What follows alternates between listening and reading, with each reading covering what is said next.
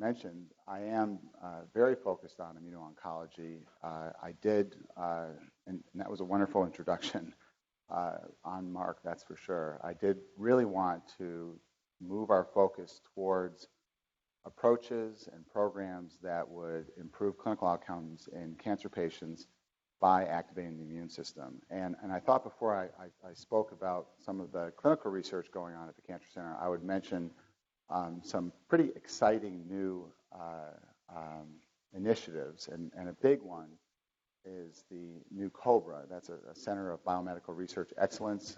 A lot of you have heard about these. They're essentially 15-year grants totaling $30 million. They start off with a 5-year award that is about $12 million. And last year we submitted one for a new Center of Cancer Immunology and Cancer Immunotherapy. And it received the top score for the year at the NIH. And we were told to not bother preparing a resubmission. We won't have formal notice of the award until November, but it's good news. And what it means is that we will now have a new center at the University of Louisville that will be completely focused on cancer immunology and immunotherapy. Jun Yan is the principal investigator. He's one of our cancer immunologists, and then I'm a co-principal investigator on it. And together, we're helping to train about 4 or 5 new junior investigators, as well as creating cores. And this is part of a long tradition here. The very first cancer-related COBRA was awarded in 2003 with Don Miller, as the principal investigator. I was the project leader for Project One. So I was a junior investigator straight out of my fellowship, and I got here in September of 2002 and was told January 2013 I had to have a full grant ready to go. And as part of that COBRA, and we did, and we got the highest score that year too. And it got funded, and that led to 15 years of funding and really was instrumental in building what we know today as the Brown Cancer Center. And most of you, well, some of you have been here long enough to know, but the Brown Cancer Center in 1981, when it was built, had 4 infusion chairs, 4 beds. The 3rd and 4th floors were laboratory space. That's where my first lab was when I got here in 2002. It hadn't been renovated at that point. The patient volume was relatively low, let's say, with 4 chairs and 4 beds. Today we have 42 infusion units, and we're in the process of expanding it by 12. So we'll have 54 compared to the 8 we had when the building was built. All the research that was in the building has been moved into the clinical and translational research building now. And we are now prepping to expand our footprint, which really is best described as being a place to get high quality, compassionate, multidisciplinary care, despite the fact that we're in a state that's not on a coast. The COBRA is going to mean a lot for our immuno-oncology programs. Another initiative is the CAR T-cell program. I'll mention this during the talk. CAR T-cells are Chimeric Antigen Receptor T-cells. They're part of the revolution in immuno-oncology for cancer patients, where we're transitioning away from chemotherapy and towards immunotherapy. CAR T-cells are very complex to produce and complex to administer. They require bone marrow transplant units. They require GMP facilities. The one that's now, there are 2 that are FDA-approved, one through Novartis that's available here in Louisville, took many years to develop, and the courage of a physician scientist, Carl June, to get through a clinical trial. That approach costs $500,000, and we can't even give it because Medicare won't allow us, will only reimburse us $80,000. So if we give it to one patient, we lose $420,000. So it's impossible for us to give it.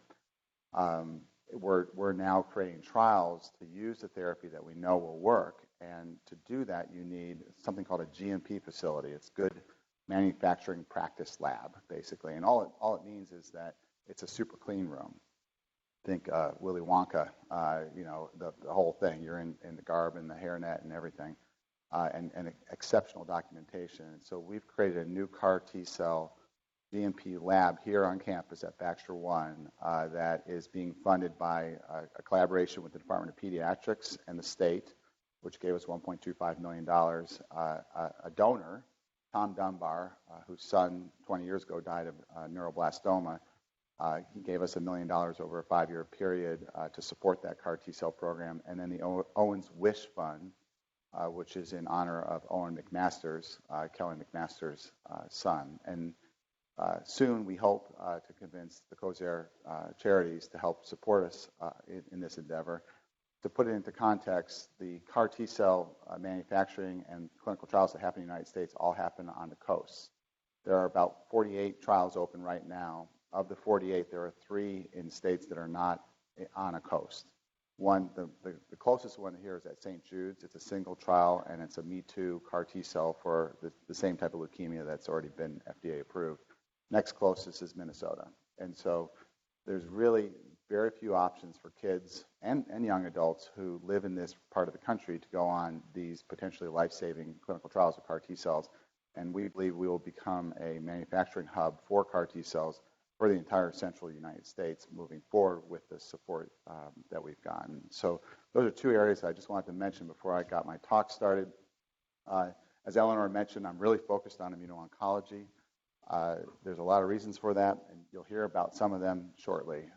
So I did this math on the back of a napkin, but I figured out how many CD8 positive T cells there are in a deciliter, right? We know what that is. And then I went back and figured out how many liters of blood we all have. And there's about 100 billion cytotoxic T cells in each of our bodies right now, assuming you haven't been at the Brown Cancer Center recently anyway.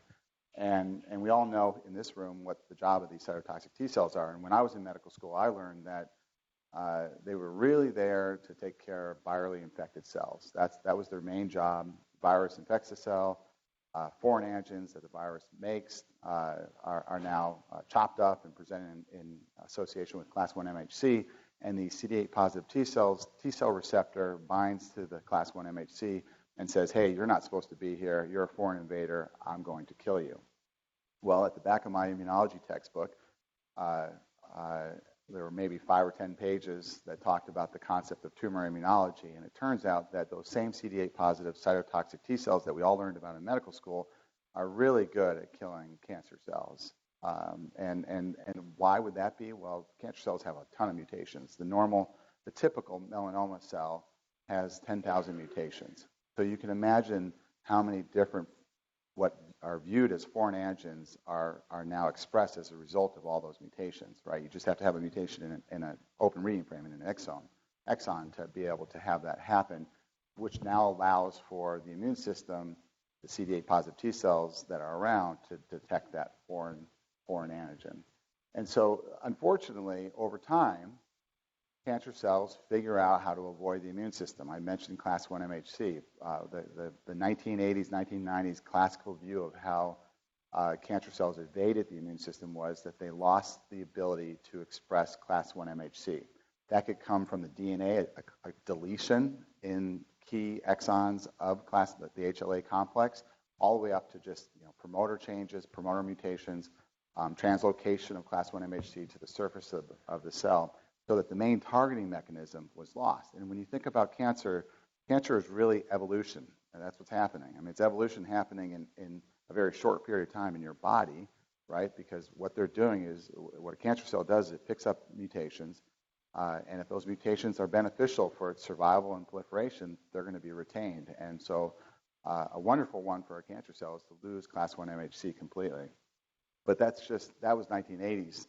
Now we know that there are literally hundreds of different mechanisms that cancer cells use to evade the immune system, including upregulating immunosuppressive cytokines like TGF-beta, upregulating surface proteins I call them brakes, you'll see in a second, called PD-L1 that turn off T cells, and a variety of other mechanisms. And the whole concept of cancer immunotherapy is to essentially overcome this intrinsic resistance that has to happen in order for a tumor to grow. And I'm looking out at a room of, I'd say, 50 people right now, and I would say that every one of you has gotten cancer several times in your life, and your immune system has cleared it. We all will get de novo mutations. We've got 3 billion base pair. We've got billions and billions of cells dividing in our cell, and there are mistakes that happen, and there are DNA repair enzymes that take care of those mistakes. But Those DNA repair enzymes are not perfect. We know that, and everybody develops mutations that leads to immortalization and transformation of normal cells into cancer cells. And our immune system takes care of it. And that's a widespread belief within the cancer immunology community. It's very difficult to prove, but it's called immunosurveillance. But it's a widespread belief. But what happens is if you get that right combination of mutation, where now these cells that are dividing can evade the immune system, a tumor grows. And then it's the job of the oncologist of the 21st century to figure out how to nudge the immune system on to actually see that cancer cell and get rid of it. That's a long-winded introduction, but I'm going to move a little bit quicker now. So we know what you've seen this before if you've been in grand rounds, and I gave it. So that's the classic immune synapse, right? And so essentially all you're looking at is a cytotoxic T cell, CD8 positive T cell, interacting with a cancer cell, which could just as easily be a virally infected cell. And the main ligand-coligand interaction that occurs is through the T cell receptor and class 1 MHC.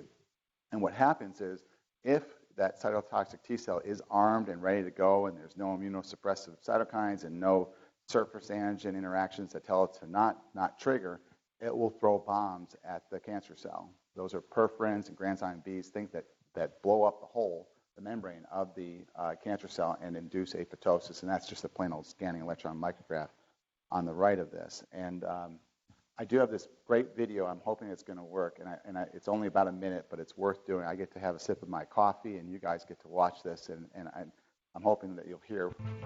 When a cytotoxic T cell finds a cancer cell, membrane protrusions rapidly explore the surface of the cell, checking for the telltale signs of cancer. They kill their targets using poisonous proteins, visible here in red. These cytotoxic granules move down special pathways in the cell called microtubules to the interface between the T cell and the cancer cell. E cell punctures the surface of the cancer cell and delivers its deadly cytotoxins. This is very important in our bodies, where cells are packed together, as it focuses the lethal hit on the target and minimizes collateral damage to the neighboring healthy cells. Why doesn't this happen? Right? How do we end up with tumors and then tumors that cause clots or tumors that cause bleeding in your lungs and death? And I've mentioned a lot of the mechanisms, and really it comes down to the cancer evading the immune system, and then something I haven't mentioned, which is the immune system has developed ways to prevent itself from being overactivated. If it didn't, we'd all be walking around. I used to say the Fruit of the Loom guy. Remember the purple guy with it? That was my. But a lot of people don't even know what I'm talking about. Eleanor did. But a big lymph node. You'd be walking around as a big lymph node because once these T cells get activated, they have to be told they have to stop. And in the lab, if you do it in vitro in a test tube, it's 2 or 3 divisions. They get activated and then they get told to turn off. And you got to do that, or we just be one big lymphoma. And in fact, a lot of the mechanisms I've described, if you block them in a mouse, the mice develop marked lymphadenopathy throughout their bodies. They look like the Fruit of the Loom guy. And so in the clinic, we're trying to nudge the immune system along by essentially blocking these mechanisms that turn off the immune system. And what has led to, and I'm going to use the word revolution a lot here because that's what this is. It's not the American Revolution. This is the oncology revolution that's occurring. The big one that was discovered 10, 20 years ago now is PD-1, and a second one is CTLA-4, and they're both brakes that turn off the immune system. And antibodies were developed in mouse studies and now have been humanized and used very successfully in human studies and now are FDA approved for a variety of cancer types. In addition, we've known for 120 years that if you get an infection in a tumor, there's an increased likelihood that tumor will regress, and that's due to the danger signals that occur. That's a pretty pedestrian way of talking about how this works, but there are a variety of molecules, including, for example, double-stranded RNA, that are seen as something foreign by the immune system. If you cause an infection in a tumor, you're more likely to get an immune-mediated response. Well, that led to study of viruses to kill cancer cells. And viruses are great because you can manipulate them in the lab and put whatever gene you want into them. And now we have viruses that have been genetically engineered to induce immunity. So they not only go in, cause danger signals, kill cancer cells, but they also induce immunity. And then, of course, the concept of, hey, let's induce immunity in the tumor and then allow the immune cells, the T cells, to get hyperactivated by blocking their intrinsic ability to turn off. And then the last area that's very exciting, that's hot and new and not being done at many places, is the idea is, first, we don't have enough T cells to kill a big tumor. So it's just a quantity. The thought is it's just quantity as opposed to quality. And then the second is, well, what if we just got these T cells and manipulated them, modified them, so that they would actually do their job? And because HIV was horrible, when I was an intern in 1998 at New York Hospital, they built an entire floor for AIDS patients. I mean, it was horrible. One thing that came out of HIV, the AIDS crisis, was HIV. HIV is wonderful at transducing normal human cells, including T cells. And that backbone can be used to modify T cells to turn them into killer T cells against cancer and modify them to be directed against specific antigens in cancer. And so I'm just going to go through a few of these technologies very briefly. So I mentioned there are off switches on T cells that just make them stop so you don't turn into the Fruit of the Loom guy, right? Well, cancer cells, they're very cunning, and they figured out a way to push the off switch, the brake. And so PD-1 stands for programmed cell death 1 on the T cell, turns it off. Well, there's a ligand, PD-L1, on the cancer cell that turns it off, and they upregulate it. The highest expression that we see in a common cancer type is lung cancer. About 30-40% of lung cancers overexpress PD-L1, turns off the T cells. So it doesn't matter if you've got armed T cells, you've got lots of foreign antigens in the cancer cell, they won't do anything. And so antibodies have been developed that block that interaction between PD-1 and PD-L1 and allow those T cells to get hyperactivated. There's a second break that Jim Allison was just awarded the Nobel Prize for having discovered it, called CTLA-4. It stands for Cytotoxic T lymphocyte antigen 4. Same sort of thing. It turns off T cells, and we block it. And I like to go back to this. This is old. This is 5-year-old data, but it was the first demonstration that blocking both of these targets in a randomized trial would have an impact on the clinical outcomes of patients. So it's an old New England Journal article. And at the time when we were doing the trial, this trial started in 2011, 2012, 95% of our patients died of their stage 4 melanoma, 95%. I mean, that was usually within a year. That was about the median overall survival was 8 months, but most patients were dead within a year. And when we did this trial here and combined hitting both of the breaks, this waterfall plot shows very nicely that the vast majority of our patients had regressions of their tumors, which was a big shocker at the time. Nobody expected it. This was randomized to 1 break versus 2 breaks. And importantly, this is called a swimmer's plot because it looks like swimmer's lanes in an Olympic pool here. But at the time of the paper anyway, the responses were durable, meaning that we were telling these T cells, no, you need to just keep getting activated against that melanoma and don't stop. And that was working. And we were continuing these patients on anti-PD-1s, and survival was pretty remarkable at the time given the past. And if Kelly McMasters were here, I wouldn't say what I'm about to say, but I think that this immunotherapy approach that we use is really going to take the place of the surgeons. And this is one of the patients on the study with a chest wall mass. You can see it very nicely here. This patient did not undergo surgery. This patient underwent a combination of an anti-CTLA-4 and anti-PD-1, so it's ipilimumab and nivolumab, and that's it. And this was 3 months afterwards. And you can see what happened to the tumor. It looks like it was cut out, but it was just the patient's own immune system. There is a price to pay with all this, and these drugs cannot be given at a community oncology center safely. 1% to 2% of patients die when they get one of these drugs, ipilimumab. They don't die because they usually die because of mismanagement. They usually die because the patient goes to an ER or a community oncologist who isn't used to using the drugs. and has a symptom. It could be a rash, it could be liver toxicity, diarrhea, endocrine abnormalities, and they're not treated appropriately. The appropriate management for these side effects are steroids, right? And why are they getting good? The most common one's diarrhea. Why are they getting diarrhea? They're getting diarrhea because of autoimmune colitis. Their lymphocytes, their T cells, their CD8 positive T cells are getting activated against colonic epithelial cells. And the T cells are eating away at the wall of the colon, causing perforation, sepsis, and death. And all you have to do is give prednisone, 1 milligram per kilogram, right away. Start it in a patient getting these drugs, and within a matter of days, the majority of patients will not have progression. Their loose stools will resolve, and then you do a very slow 2 to 3 week taper of them. And definitely get an oncologist who's qualified and using these drugs on a regular basis involved in a case like that. So here's good news. This was a follow-up we did. I think it was 3-year follow-up. 2-year follow-up. The waterfall plot was identical. So these were durable responses. This wasn't chemo where we give it for 2 months and the patient's tumors start growing after that. And that's what's really led to the revolution that we believe is going to lead to a 25% reduction in cancer-related deaths in the United States in the next 4 or 5 years now. I think it's 4 years now.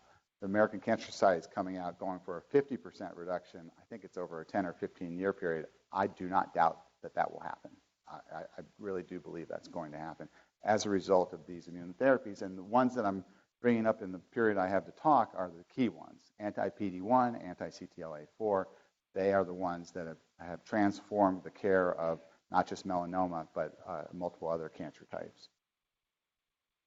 And again, survival data here with that same old trial at 2 years we were used to 5%, and then we saw this. So obviously, when you're a junior or mid-career oncologist and you're in a trial like this, and you go from walking into 50 patients every Tuesday and knowing that 47 of them aren't going to be alive in a year, to all of a sudden you've got patients who are going to you can walk and say, likelihood is you are going to be alive, not just in a year, but in 5 years, was transformative for me personally. And when I became director, I thought it was the right thing to do for our patients to really refocus a lot of our efforts on immuno-oncology. And so when you start thinking about the potential applications, all this, I just mentioned a melanoma trial, right? Well, why did we start with melanoma? Well, melanoma has the highest number of mutations. I mentioned that the average is 10,000 mutations. Well, this is a logarithmic scale of the somatic mutation prevalence, but you can see that there are a variety of solid tumor types that are not that far behind melanoma when it comes to mutational load. And a lot of them are common. So the second highest is lung. Then you get down to, they're really all about the same. All the GI cancers here, stomach, esophagus, colorectal, and then, of course, bladder. And something that I know there's some medical students here, but I see there's not a lot. Something that I always question the medical students about is why is there a cluster of these? What's similar about all these solid tumor types on the right side of this graph? I'm going to start the clock here. Got all these great. I'm sorry? That's a very good point, and I used to believe that.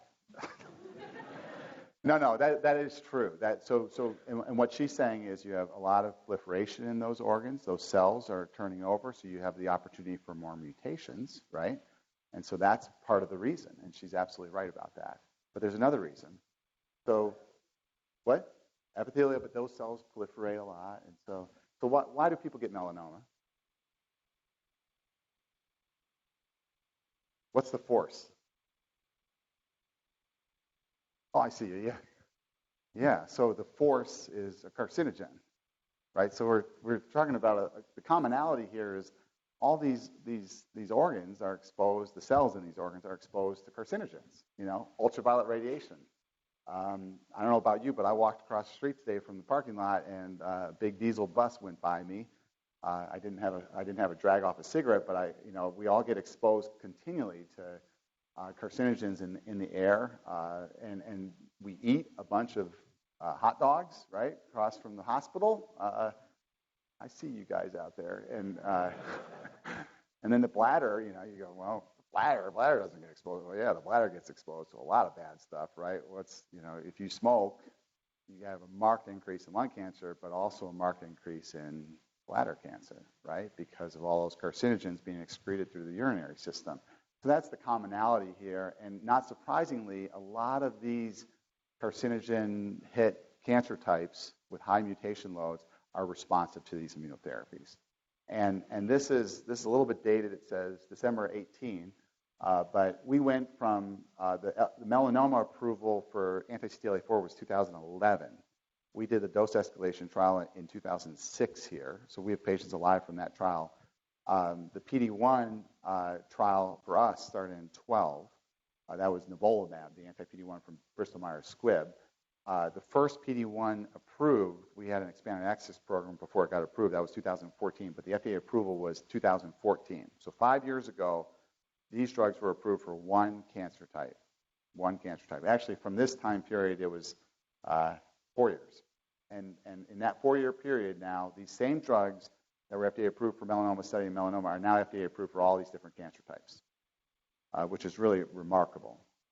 And then this spring, breast is not one of those cancer types that has a high mutation load, not one of those cancer types where you have a lot of exposure to carcinogens. And using the combination of chemotherapy with this approach leads to increased mutations and breast cancer cells being seen. And we now have an approval for Tecentriq, which is an anti-PD-L1. So I showed you those graphs. Melanoma, very high responding population. Why isn't everybody responding to this? And we don't really understand it. We're trying to figure it out. It is the hottest area in immuno-oncology research today. What causes resistance to blockers of PD-1, CTLA-4, commonly known as immune checkpoint inhibitors? And one thought is that a lot of the priming that happens in the body goes away over time once you develop cancer. Priming is antigen-presenting cells like myeloid cells, dendritic cells, macrophages, taking up antigens and telling a T cell to get mad at whatever the virally infected or cancer cell is. And so a virus that had been developed, it's a herpes simplex virus 1, it's a clinical isolate, had been shown to be oncolytic to cancer cells. So they thought, we could just give this to patients and that would be enough. Well, it's hard to get the virus directly into these sites. So that led to the genetic manipulation of the virus to incorporate something called GM-CSF, granulocyte macrophage colony stimulating factor. That's leukine. We use it to boost white blood cells in cancer patients, right?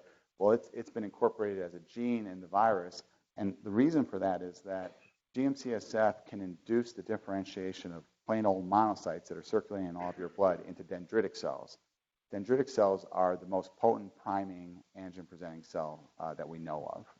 They can convert a naive T cell into a cytolytic CD8 positive T cell. And so when this technology was developed, it was thought, this was all before PD-1 inhibitors and the revolution I've been mentioning, it was thought, well, maybe we just can inject this virus, it'll induce the immune system, and the tumors will go away. And so this was an early trial, this was 2009, and everybody thought it was going to be a repeat of I Am Legend. Have you ever watched that with Will Smith? Great movie if you haven't seen it. It's a little dated, I guess, now, but they had a virus that cured cancer, and it was great for about a year or two, and then everybody turned into zombies, and Will Smith had to save the human race in the end, but I'm not going to say whether he did or didn't, of course. But so there was a lot of concern. So we were dolled up, but we actually had great responses. I actually saw this lady a couple weeks ago. She asked me for this picture, but what was going to happen to this woman in 2009 was all these in-transit dermal metastases were going to turn into large masses. She was going to end up, we used to call it a trunk, but the legs would get this big, and everyone would want us to amputate, but it's been shown many times that amputation would not improve survival, and she would have been dead. And instead, she got this virus, multiple injections, every one of these little white dots or stickers, and she had a response and is alive today because of it. She's not been on anything since then. And the trial was randomized, and one of the most exciting parts about the trial was that the arm that just got plain old sub-Q injections of GM-CSF, we had very few durable responses in that arm, but the arm that got the oncolytic virus, a lot. It was pretty dramatic. But the negative was that we didn't do what we want to do. And what we want to do is called the abscopal effect. And that's an old name. radiation oncologists used it to refer to, they would radiate a tumor here, and a tumor over here would get smaller. And it's, if you know your Latin, ab means away. Well, if you know your medicine, ab means away. And scopa is target, away from the target, abscopal effect. And the abscopal effect that was observed by physicians over hundreds of years is really the induction of systemic immunity. So essentially, you're inducing immunity, you're doing something with a tumor over here, and you're inducing systemic immunity where those lymphocytes, those cytotoxic T cells, are now going over here, and you as a clinician are observing the reduction of a tumor. And we want to see that in this trial, but we only saw it in about 10% of patients, where a non-injected lesion would actually shrink. And that was, in essence, evidence that we were seeing systemic immunity, but it was pretty low. It didn't work very well, probably because we think these patients' T cells were expressing immune checkpoint proteins, PD-1, CTLA-4, and were not getting activated.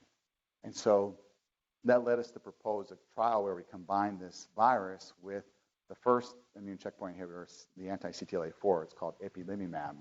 And the idea is to induce dendritic cells, right?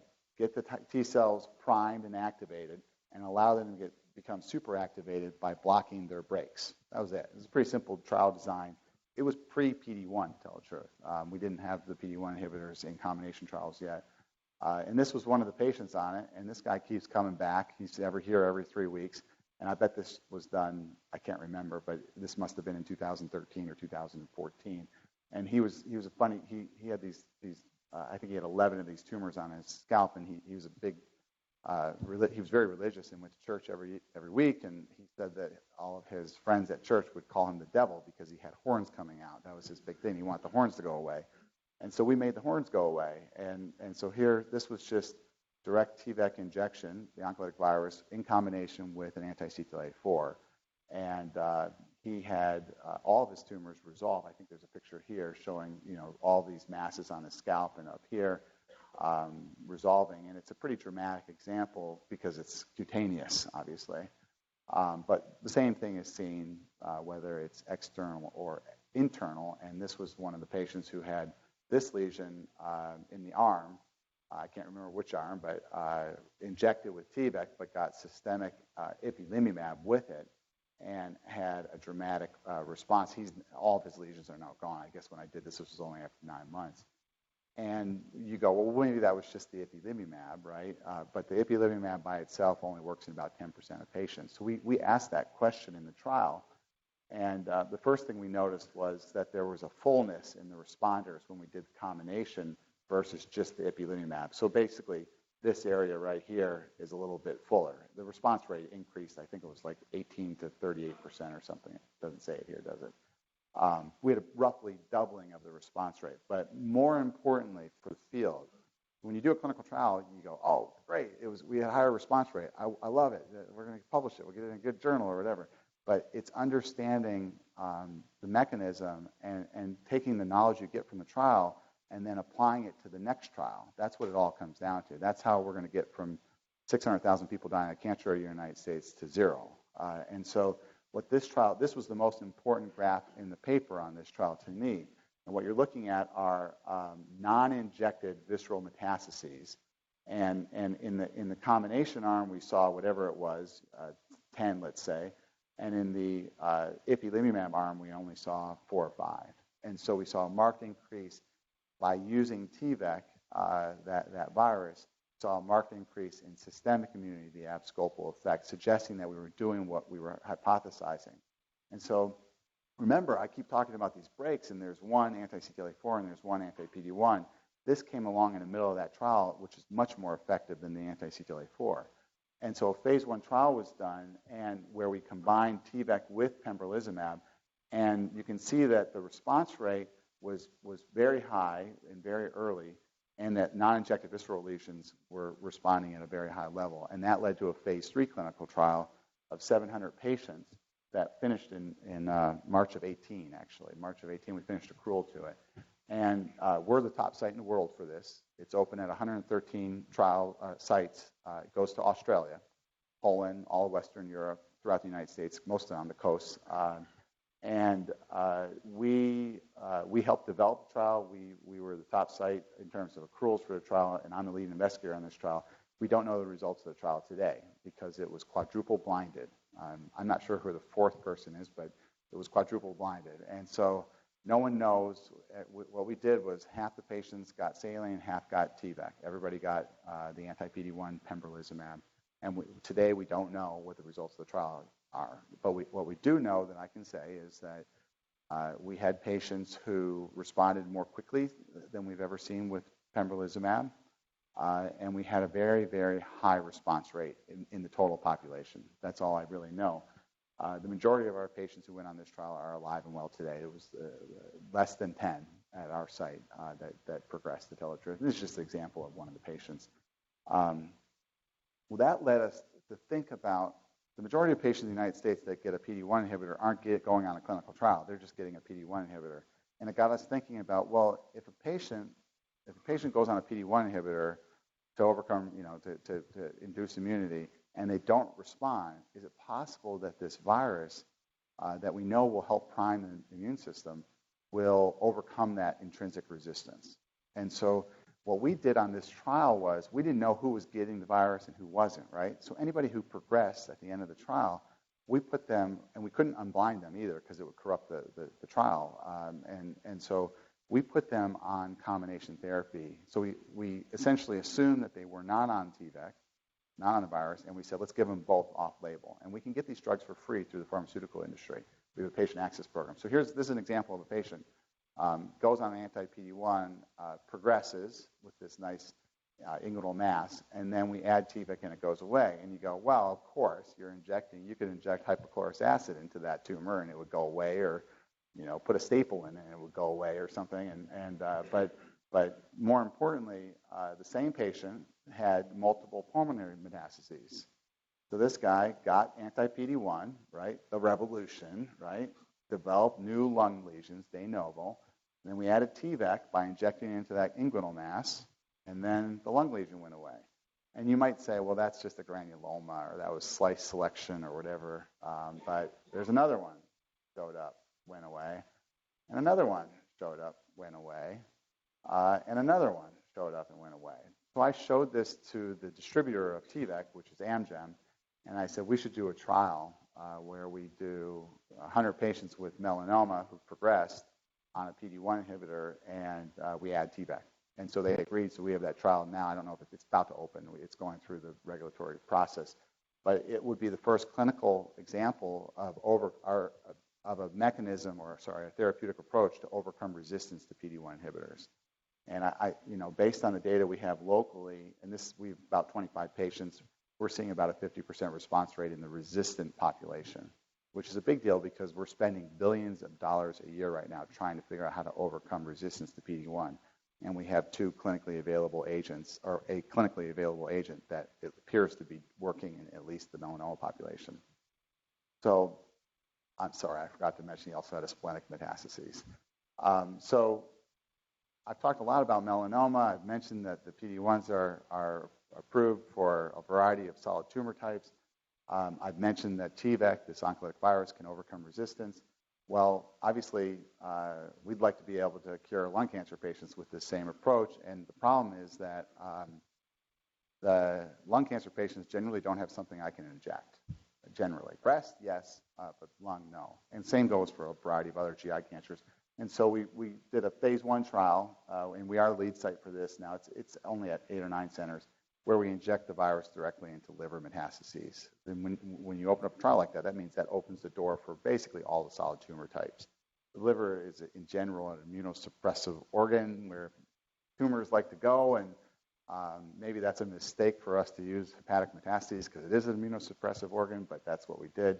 And we've actually seen this is a breast cancer patient, and we've actually seen responses in the liver. We're still in the dose escalation using very low doses, and our goal is to get to the point where we can actually apply the same technology in melanoma to all these solid tumor types, and we're now expanding it to be any injectable site in the body. It doesn't matter, and we're working with a second company called Replimune. I'm not supposed to mention that. we're working to help develop a second generation of this virus that's more potent. So in the last few minutes, literally 3-4 minutes here, I'm going to talk about an initiative that we started, and this has to do with the fact that while we think there's going to be a 25% reduction in cancer-related deaths, right, in the next 5 years. That's the number. I've done the math on all solid tumor types, looked at the response rates, how durable they are, added it all up to how many people won't die if they all get appropriately treated. Well, that still means that 450,000 people are going to die of cancer, and we've got to come up with new approaches to activate the immune system. And an old one is called tumor-infiltrating lymphocytes, and it was always frustrating for me and my mentor, Don Miller, to have to send patients with melanoma to Bethesda to get this because it was the one thing we didn't offer here. And we hated it because they were really sick. We had to put it either on an airplane. Some of them couldn't afford an airplane. They'd have to drive there. And the care was disrupted. It would always take 6 to 8 weeks to get them there. And usually by the time they actually got to the point where they were going to be treated, they were dead. And so we've been working to get this technology here for a long time, and it was just too expensive. And then finally, a biotechnology company out of the NCI was formed to create a multi-center trial to test this technology. I'm going to tell you about it in a second right now. And so here's the technology. Basically, you take a patient's tumor out, you chop it all up, and you isolate CD8 positive T cells with antibodies, and then you use growth factors, interleukin-3, interleukin-2, to expand them a billionfold in the lab. And you put them all into a little bag that looks like milk, and you ship it to the site. At the site, the patients get a lymphodepletion regimen. I used to glaze over when they would talk about regimens in oncology, but fludarabine and cyclophosphamide, which are cytotoxic agents that are relatively specific for lymphocytes. So you get a drop in the absolute lymphocyte count before you do in the absolute neutrophil count. And they get that for about a week, and then after a week, when their counts are 0, so you've reduced all the circulating T cells in the body, you infuse 300 million cytotoxic T cells that have been extracted from the patient's tumor. So those T cells presumably have a TCR, T cell receptor repertoire that was specific for multiple antigens for that tumor.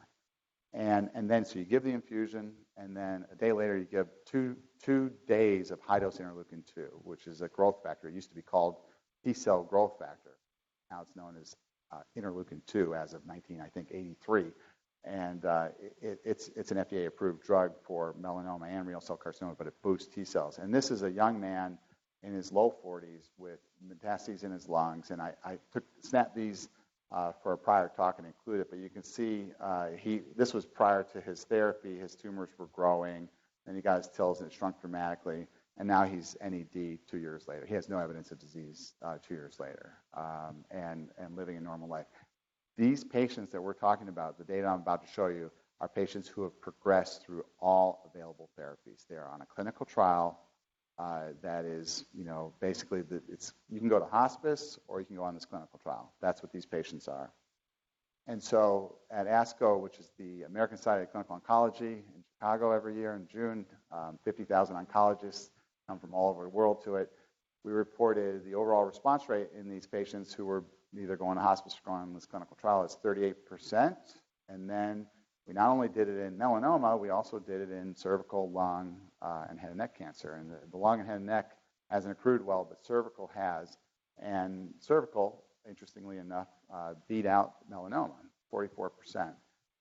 We've had, every one of our cervicals has responded. We haven't had a lot of them, but the ones we've treated have all responded.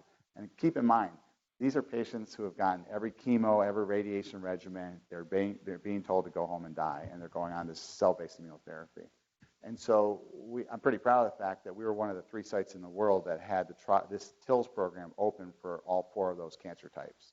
And we still are. It's a kind of interesting fact that I get more referrals from outside of Louisville than I get from inside of Louisville for these trials. There are patients in Louisville going to other healthcare systems today who have metastatic cervical cancer and adenocarcinoma who have no options and are being sent home for hospice when they could just take a drive downtown and talk to me. So if you know anyone like that, if they have lung, head and neck, cervical, or melanoma, most of the melanomas are getting here, though, let me know. And so this is a pretty old technology. It's 20 years old. It's just it was only done at one site. It was done at the National Cancer Institute. The new technology that you've probably read about, if you're a news maven like me, is CAR T cells. CAR, I mentioned it earlier in the talk, Chimeric Antigen Receptor. All that means is that what you can do is take an antibody, the variable portion of an antibody, to whatever antigen you want, and you can hook it up, fuse it to a signaling domain for a T cell that turns it on. That's it. That was the original technology. So that's what the chimeric, the antibody plus the T cell signaling domain, antigen receptor. And so you take the patient's own T cells, you genetically modify them and have these T cell receptors. I call these things to the media, I call it Velcro. Because basically what you're doing is making these T cells attach to whatever antigen you want it to. And this was done against CD19 by Carl June in a clinical trial in kids with B-cell ALL. And these were kids who had failed or had progressed through 2 transplants generally and really had no options. And they had an 83% complete remission rate. Now, in that complete remission rate, I'm told about half eventually relapse, unfortunately. But that's a pretty high remission rate for a population that's being told to go home and die. And the fact that you could tailor it for whatever cancer type you want is very exciting to us. And that's what led us to say, hey, we're going to invest the limited resources we have in doing this. We want to be a national leader in this effort. And we want to do this not just for leukemias, we want to do it for solid tumors. We don't want to just do this for pediatric patients, we want to do it for adult patients. And so that's why we're building out this GMP facility and really sort of bundling the resources we have, whether it be from the state or private foundations or clinical revenue to create this GMP facility. Some of you know Rob and William C., our adult bone marrow transplant doctors. They are leading this effort on the clinical trial side. The basic science guys, UofL Ma, he's at Stony Brook, and they have their first IND. So IND is investigational new drug application for CAR T cell that targets CD4. So they're going to go after T cell malignancies for the first one. It's going to be done here and at Stony Brook. And most of the donors have included in the gift agreements that we will we have to dose our first patient in the first year, starting as of September. So we're planning to get that done and move this forward and open this the goal is about 10 different cancer types. We're going to start with about three different constructs. This is a paper where they just showed some of the technology and how it would work in mice. All this is radio-labeled ALL cells, fluorescently labeled ALL cells. And you can see the reason that the red is on the back of these are mice, and you see it's blue and then it gets red hot. They're all homing to the bone marrow. And so you're getting this big red signal in the bone marrow. And if you give the CAR T cells that target the surface antigen, you can make the ALL go away. Everybody Getz is over there rolling his eyes because it's in a mouse, right? So, well, we're not in the space race anymore. We're in the CAR T cell race now. And interestingly enough, if you go on to clinicaltrials.gov, there are 100 CAR T cell trials open for kids today. 50 are in the United States, and the other 50 are in China. And China is a great testing ground right now for CAR T cell technologies. It has to do with obviously the regulatory oversight, but the construct that we're using here is now already in kids there. And this was one of the first kids. I think she was the third kid, and she had a complete remission despite being in a refractory phase. And so Dr. Ma was generous to share this with me and allow me to present this. And the second to last slide, I can't tell you enough how exciting this is. I feel like I'm in a race against time because I've got kids. I have 4 kids, and I don't want them to die of cancer. I think it's too late for the rest of us. Sorry, guys, but we're getting much better. We have 50-year-olds who walk in the clinic who have, families and careers and, have basically their whole lives in front of them. I mean, 30, 40 years of productivity and enjoyment. And still today, we're having to tell them there's not much we can do for them. And so we want to make cancer a disease of the past. We believe that today, and tomorrow might be a different day, right? But today, the best shot we have is immunotherapies. And we're focusing everything we've got on immunotherapy. And then I have this, I'm going to just get up on my soapbox right here, and I'm going to mention something. And if anybody wants to tell me I'm wrong about these numbers, I'm all ears. But I've done a little bit of math and research online about all this. And so in the last 100 years, there have been 1.8 million United States deaths, mostly military, from a bunch of wars, right? World War I, World War II, Korean, Vietnam, Gulf War, and Afghanistan. That's the total. You can go on to Wikipedia and confirm that. 1.8 million deaths since in the last 100 years. Well, in the last 100 years, over 60 million United States deaths have occurred from cancer. Okay, so, well, yeah, I mean, war is bad, and we don't want war, and sometimes we have to do war, and whereas we don't really have the ability to not do cancer, right? Well, we do have the ability to not do cancer, right? We just have to figure out how to fund the research and the trials and the clinical care that goes around it. And so this is an interesting figure. If you took 1% of the defense budget, which is roughly, it's between $600 and $700 billion. If you took 1% of it, i.e. $6 billion, and moved it to the National Cancer Institute, you would double the National Cancer Institute's budget. The National Cancer Institute does $6 billion. And it's something that I talk about when I talk with community groups, because a lot of people don't understand that we're spending as a society, we're spending 100 times more on our defense, which I appreciate, trust me, and just like I'm sure everyone in this room does, but we're spending 100 times more on our defense than we are on cancer, and that a 1% reduction in that would literally double the cancer research budget in the United States, and I think would lead to lives saved pretty quickly, to tell the truth, now more so than ever. So I'm going to stop there and entertain any questions. Thank you for being attentive. Got done in time. Yeah, sorry. Yeah.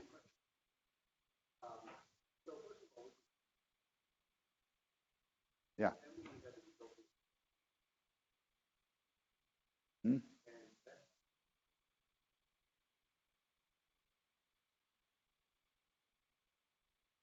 Sure.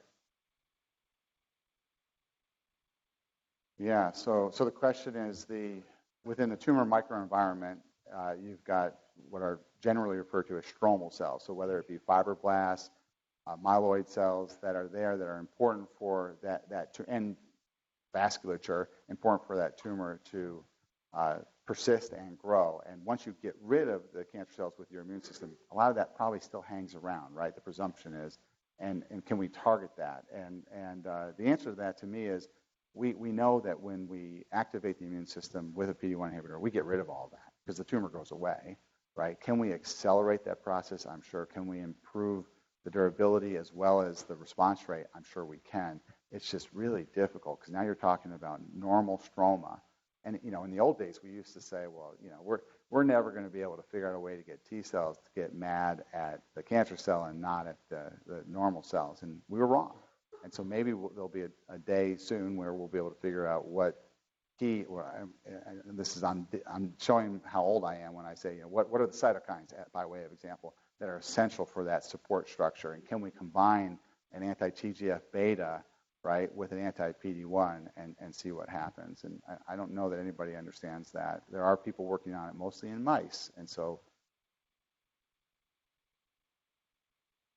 reasonable place to go after. Absolutely. Yeah.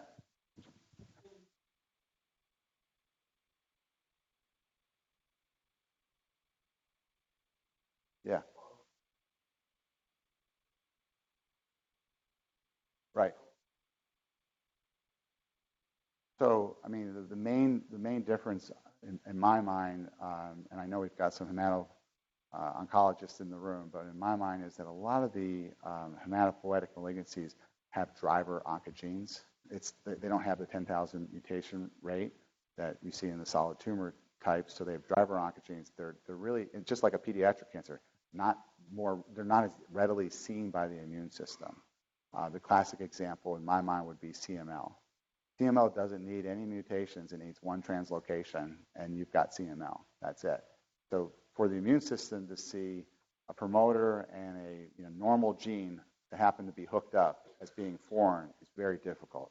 So while we don't have to worry about CML anymore for the most part, I would say that if we tried CML with a PD-1, we wouldn't get any response rate because it's really the self hematopoietic precursor cell that happens to have a translocation that's not mutagenic. That's in stark contrast to a melanoma cell that's got 10,000 mutations in its genome, of which some percentage, I would probably guess 5%, are in amino acid encoding exons.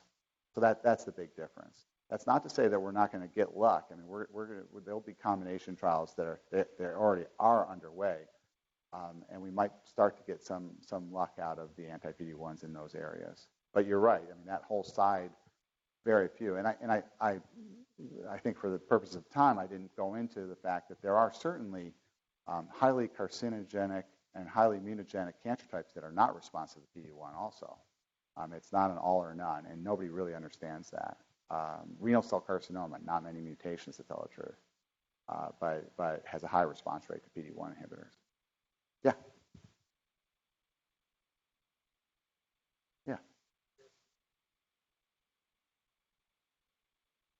Yeah. So, I mean, the technology was developed 20 years ago, and I was in school then, or I wasn't in school, but I was kind of in my late training. And the idea back then was you needed to make, first and foremost, you need to make space in the immune microenvironment. So get rid of those cells and make just plain old space. I remember this. That's what they say. The truth is that a lot of those immune cells are going to be regulatory T cells that turn off cytotoxic T cells, right? So you're getting rid of those. You're getting rid of myeloid-derived suppressor cells that turn off cytotoxic T cells. You're getting rid of those. And so it's probably more around, let's just clear the slate, and let's move in and have nothing but these bad guys in there that are leading to response rates. And we've been I didn't mention it, but we've had a low threshold to the detriment of the study to throw people on an anti-PD-1 because all those TILs, tumor infiltrating lymphocytes, express high levels of PD-1. And it makes complete sense because these TILs, the tumors are full of these TILs, tumor infiltrating lymphocytes, but they're not doing their job. They're not doing their job in part because they're expressing PD-1. And as we expand them, that PD-1 expression is maintained. So I'd say half of our patients end up on an anti-PD-1 after that. Barb. Yeah.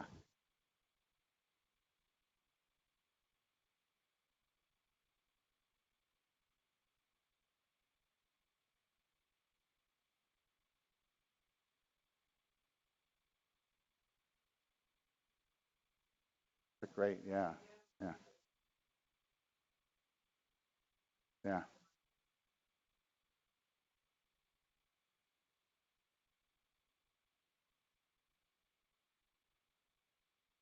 Yeah. So at 7 years, that's where we are with a PD-1 and now 13 with anti-CTLA-4. We're not seeing kind of long-term, unexpected, chronic side effects that occur other than what happens during the treatment phase. And that can happen, more importantly, that for you guys is, you've got a patient that you're taking care of and they're being seen by an oncologist. They're living a normal life, but they're getting this treatment. Out of the blue, they develop loose stools. That can happen after 3 or 4 years. We've had late onset side effects that happen. The long-term side effects, once they come off, which is, a lot of patients never come off, are going to be hypothyroidism, hypopituitary, so hypophysitis, and so they have to be on prednisone 5 milligrams for replacement. And that's about, I'm probably missing something, but that's about it. I mean, I have patients who come off and they'll have to be on Synthroid and a low dose of prednisone, and that's about it. What scares me is the late onset. I take care of a patient. We say, hey, we'll see you every other time or every third time, or we'll have an MPCU. You don't need your labs every time because you've been treated for 3 years without any side effects, and all of a sudden, poof, you've got type 1 diabetes and going to diabetic ketoacidosis because you're on this drug. And that happened to us. We had 3 cases in 1 month. We don't know why, but they were all autoimmune, targeted against the beta cells, and we suspect that it was a virus that was going around. And a lady who had been on it for several years, all of a sudden, almost died because of the fact that she was on this drug. So if they're on active treatment, I would worry. If they're not, then it's really it's just a lot of them, about a quarter, get hypothyroidism. Okay, well, thank you. Thanks. Yeah, I had fun. It was a good time.